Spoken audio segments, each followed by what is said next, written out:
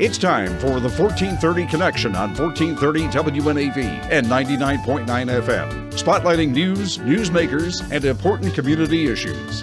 Now, with this week's edition of the 1430 Connection, here is WNAV news anchor Donna Cole.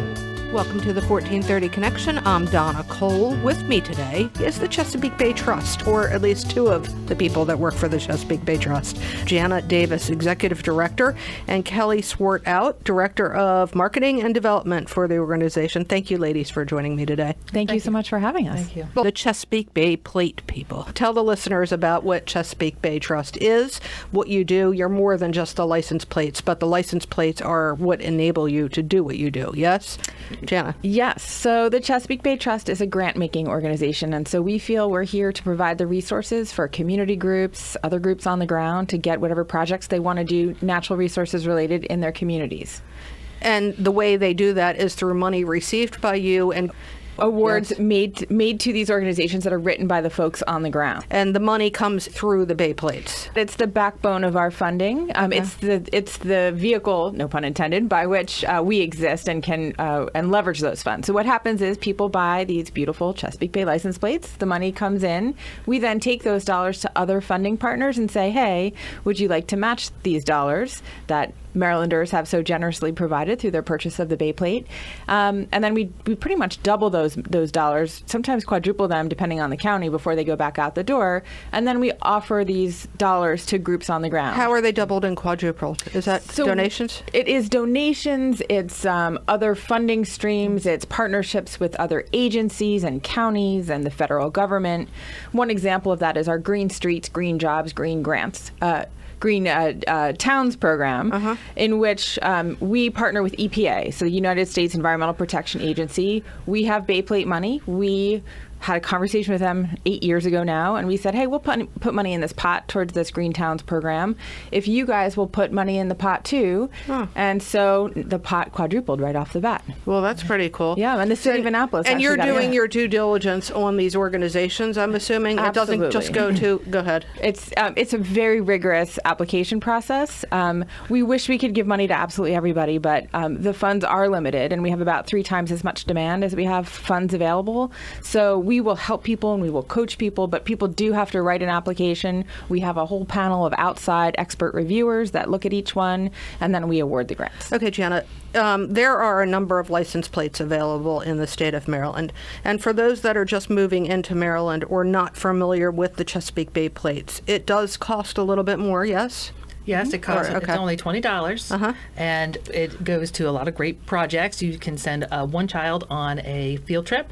You can plant one tree by purchasing one license plate. The plate is $20 for both front end. You have to have both front and back, right? Right. Yeah. So it's one cost, like a pair of socks. Right. One cost. It's $20. You can get it at when you're purchasing your new car. You can get it at the dealership. All dealerships have them in stock, so that you can get that and you can drive off the lot with the plate at the MVA and also through tag agencies. Okay, and also for those that are new to this area, the Chesapeake Bay Plate recently had a redesign. You all were warned. I know you've been warned time and time again that I would be asking about the blue heron because I'm a bird lover. Claudia and Wade, they were known as. They were. The crab and the blue heron. The Wade was the blue heron? Yes. Wade has disappeared, and the Chesapeake Bay Bridge has now appeared on the new redesign. We wouldn't say he's disappeared. He's with us in spirit. We love Wade. We will always love Wade. We understand that many people love the old design, and we respect that. But the new design is very cool. Your crab is bigger, and the Chesapeake Bay Bridge has come into play, and you have some seagrasses, which are necessary for the Chesapeake Bay to be healthy. Yes? Absolutely. And we, each of those design elements, the bridge, the crab, and the grasses, were tested with thousands of Marylanders. Just not me. You know what's You knew funny it was is coming. that, yes.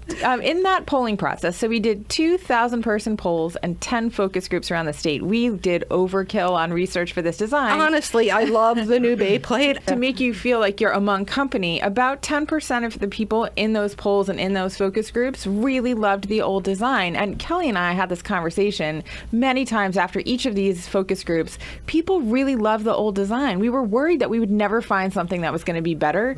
I'm not saying that it is, But you're right that about 10% of people in that process really preferred the old design to the new. 90% of people do prefer the new design. And when we meet people in the street, it's about that same percentage. Good news is, for those of us that love Wade, You can keep it. there you go. And Yeah. how do we keep it? You can keep it because when you buy a new car or you purchase, you can just transfer your current plate over to your new vehicle.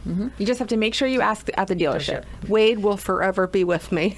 Wonderful. But I do honestly love the new design. When it was unveiled at Sandy Point State Park, and I was there, and there was a big cake with this on there, which was cool. We had a cake It was a with me, too. it was a wow moment. Yeah. That bridge speaks to a lot of people. We never thought about the bridge, to be perfectly honest. That came out of an idea in one of the focus groups by somebody, I can't remember what county, it was probably Montgomery County, Right. said, hey, what about the bridge? And we said, we'll try it. And we tried it out and it worked. Yeah, people feel that when they cross the bridge, it's vacation, it's relaxing, it's part of Maryland, it's part of the things that they enjoy. It's family, it's summer, it's... And for those that haven't seen it, if you're new to Maryland, right on the bottom of the plate, it says Protect the Chesapeake. And those monies are going to the Chesapeake Bay They projects. really do. A lot of people don't know where the money goes. They think maybe it goes to the state or it's just a pretty plate. Those dollars work really hard in communities. We're going to talk about that in a minute. We'll be right back.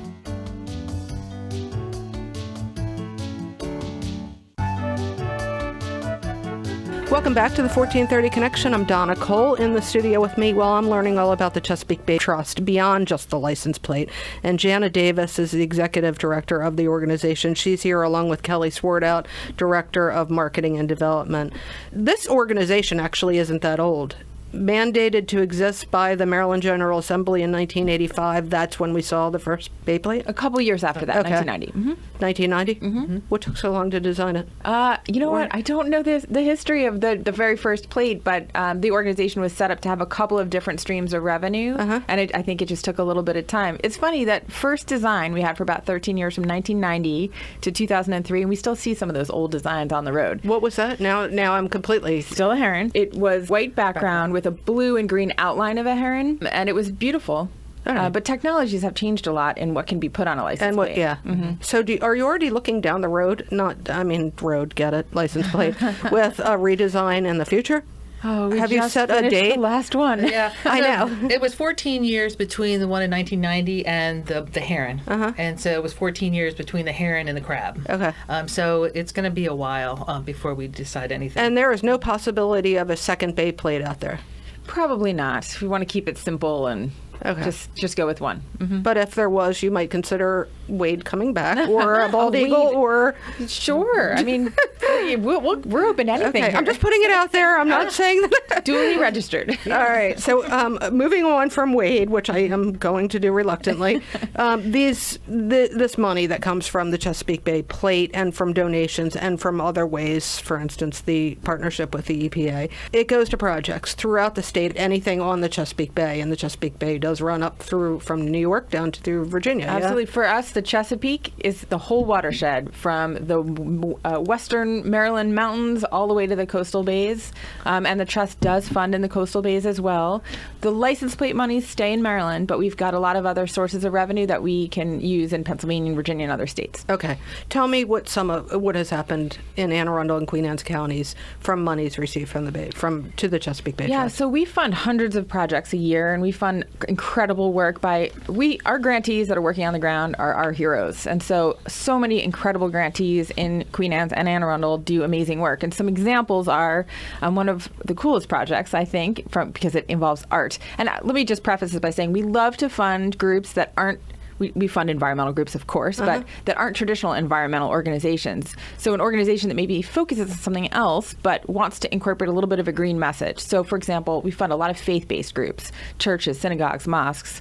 We fund a lot of Boy Scout, Girl Scout projects. We fund homeowners associations. Again, organizations that are focused on something else, but want to incorporate a green element. That's how we're going to do this, right? That's how we're going to get the And bag one back. of those, actually, I was at not so long ago, was Asbury Broadneck United Methodist Church. A perfect example of a project, a community who really wanted to do the right thing from a stormwater perspective and partnered with one of our grantees, the Alliance for the Chesapeake Bay, and did an amazing project. But some others, I was going to say the Kent Island Beach Cleanup. It's such a cool project. They wanted to clean up their beaches and to highlight the the importance of plastics and trash, they built the trash into a sculpture that has been touring around. So that's kind of a cool combination of art and environment. Adams Academy here in Annapolis is another example. Alternative education students, again, combine art and environment in designing rain gardens and pollinator gardens, and also a monitoring program for that. A project that we always like to highlight, it's old. It was built in 2004, 2005, maybe a little into 2006. It's a St. John's College Living Shoreline project. And if you are going over the bridge into downtown Annapolis, look to your left, and there was a 800-foot bulkhead that was removed and a wetland put in its place. Pollinator garden students, Annapolis Elementary School gets grants frequently. We have partnerships with both Anne Arundel County government and Queen Anne's County government, and so we anticipate that our grant making is going to increase in both of those counties. So we're very excited about that. And we're talking about some major money here. Town of Centerville, if you're listening, $30,000 went to you for restoration of public shoreline at the wharf. And that wharf is visited by everybody that lives in Centerville, and some that, like me, that go over there all the time to look at the bald eagles. Yep. That wharf is a really cool place to visit. Yeah. And that was a really meaningful project. Sometimes people don't recognize that these projects they're looking at were funded by the license plate and the trust and our other revenue sources, like there's a tax checkoff and a hunting, fishing, boating registration checkoff option now when you go to register your boat or get a hunting or fishing license. So those dollars are going to these projects on the ground that actually help birders and fishers and hunters and boaters. So, National Wildlife Federation, $41,465 went last year to engage houses of worship in creating wildlife habitat and addressing stormwater pollution. It's just, it's a no-brainer, right? The faith community has been incredible. About 10% of our grants now are associated with the faith community, 13 different religions last year. We think that's really fun. The faith community is embracing the idea of stewardship in the earth, and we are happy to be a part of that. And it's a no-brainer because there are so many houses of worship around everywhere. And they own a lot of land. Exactly right. We'll be right back on the 1430 Connection.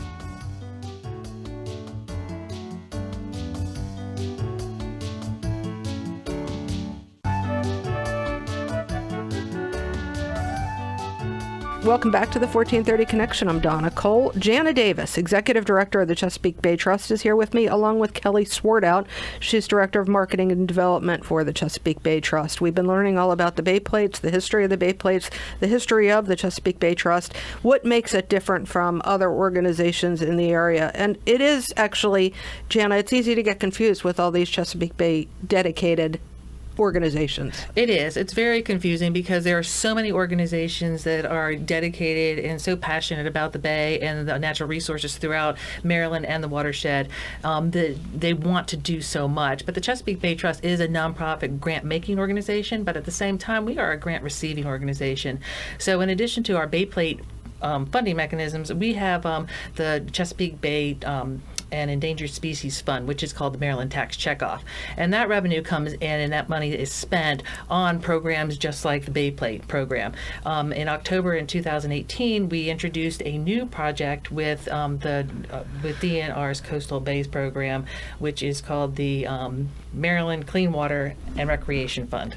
It's Maryland Outdoor Recreation and Clean Water Fund. And we are excited about this. People are excited about this. It's very easy to do. When you are going to apply for your fishing license, your hunting license, or you're registering your boat online, you have the opportunity to make a voluntary contribution. And that money comes to the Chesapeake Bay Trust to distribute grants. And that money is split 50-50 with Maryland's Department of Natural Resources. And so that's a really great program if you really want to do something and you don't have time to make a checkout or whatever. When you're doing your online licensing, you make a contribution there. Also, with your tax checkoff, when you're doing your taxes, you have the opportunity to put your money right back into the good work that the Chesapeake Bay Trust does. In addition to all that, this is the giving season. Fall starts off with our giving season, and just like other nonprofits, we are a grant-seeking organization. So we steward our donors, we cultivate donors, and we ask for contributions. Do you have a yearly event or yearly events that we people do. like a Chesapeake Bay We Trust do. Ball. We do. We have a Treasure of the Chesapeake, and that is held in May of every year. Okay. It's going to be on May 2nd, 2020. It's going to be exciting. We have increased our revenue sources from that. We keep our expenses very low.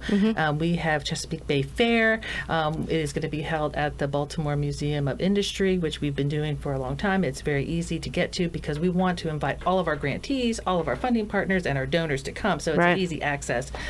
If people just want to donate through a few clicks, Yes. your website allows Yes. this? Go to Okay. our website, which is www.cbtrust.org. cbtrust.org. Okay. Yep, /donations, and you can make a donation right there online, or you can contact us by send it to our office at 108 Severn Avenue, Annapolis, Maryland 21403. Some organizations around the Chesapeake are doing great work. They're also very political and advocate. You are not political. We do not engage in any advocacy projects whatsoever. We are boots on the ground, getting the hands dirty, providing the resources for people to do the work.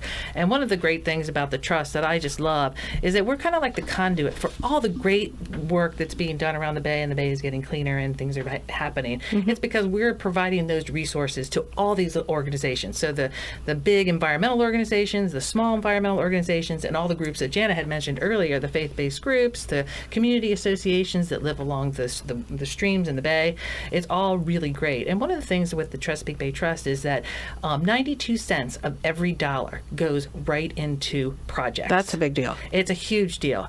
We keep our resources, we keep our expenses and our resources very low, and we put that money right back into grant making. You recently moved, did you not? We did. Where are you located now? We're located in Eastport at 108 Severn Avenue. We repurposed an old sail loft. We are not on the waterfront. We want to think about the future. We want to think about sea level rise. We want to think about climate change. We want to think about use of the waterfront, and we intentionally did not move to the waterfront. Okay. Not that there's anything wrong with waterfront living and waterfront owning. But it's higher rent. It's higher rent, so it helps us keep our resources low, and it's also, it poses risks. As we help lots of waterfront landowners, community associations, individual homeowners with living shoreline projects, so we completely and utterly enforce that idea, but it is tricky and it's expensive. And we're excited about being in the urban community because we're inviting our neighbors in all the time to show them how Tell they me can do exactly their where you are, since you're inviting us in all the time. We are between 1st and 2nd Street on Severn Avenue. All right. And so we have a rain garden that we have put out front to show people how the rain comes down. It goes into, it's not just running right down in the street, right into the water. Right. Because we are close. We want to engage our neighbors to do the same thing, so that they can do things that are sustainable in their own properties right there in urban setting. Our building is still a work in progress, so we have completed our phase 1 to move in, and we have a phase 2 outline that's going to hopefully get us to net zero stormwater and net zero energy. We have not finished that phase yet, but we are working on it and looking forward to people's ideas. How are you going net zero energy? We think we're probably going to go solar. We just literally are drying the ink on a sustainability study for our campus. We call it our campus. It's a half an acre. But there's a lot of opportunity to do lots of fun things on it. But solar, I think, we have it was an old warehouse, so it is, a one-story structure, which is good and bad from an environmental perspective. On the good side, it's tons of area for solar. Very cool. What have I missed? I think we've covered it. I guess the only thing I would say is that that we haven't really kind of addressed specifically is that for us, when you buy a license plate or you donate to the trust, you're buying a little piece of all 400 projects that we fund every year.